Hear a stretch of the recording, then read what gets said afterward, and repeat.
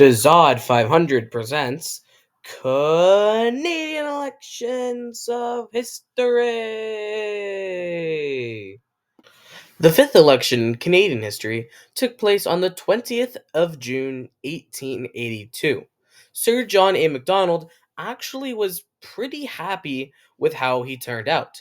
The Long Depression, at that time called the Great Depression until the Great Depression of the 1930s, actually ended in his first year in office in 1879.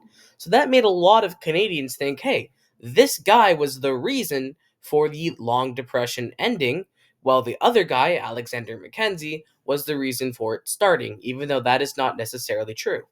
Speaking of John A. Macdonald, he wasn't really a guy who did so much in his term. He didn't do much, but what he did do was be very popular, I guess.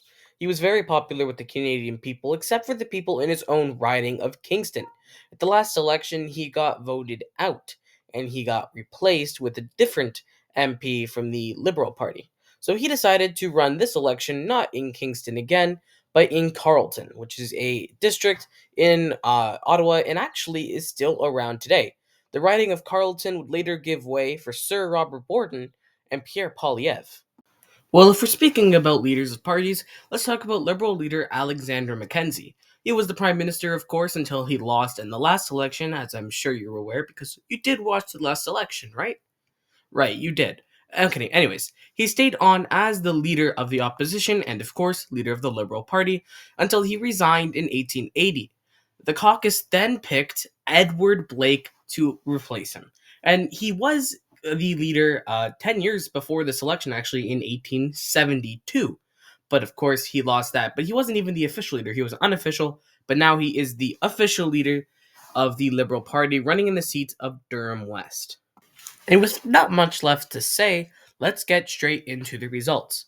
The winner of this election received 133 seats, plenty higher than the amount needed for a majority of 106. This candidate got 208,000 votes, which is equivalent to 40.4% of the popular vote.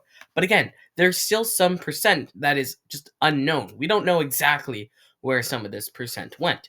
But anyways, this election was won by Sir John A. Macdonald's Conservatives, although there were more Conservatives than Liberal Conservatives in the Parliament. Edward Blake got only 31% of the popular vote, winning 73 seats. Both leaders won their seats. In fact, unlike a certain Conservative Party leader from Carleton, Sir John A. Macdonald was so good at winning his seat that he won another seat. That's right. In fact, he won the seat of Lennox, which is actually near Kingston.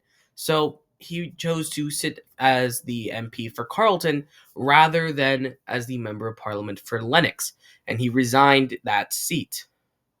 Well, there's not much else to say. So I'll see you guys for the next remastered Canadian election.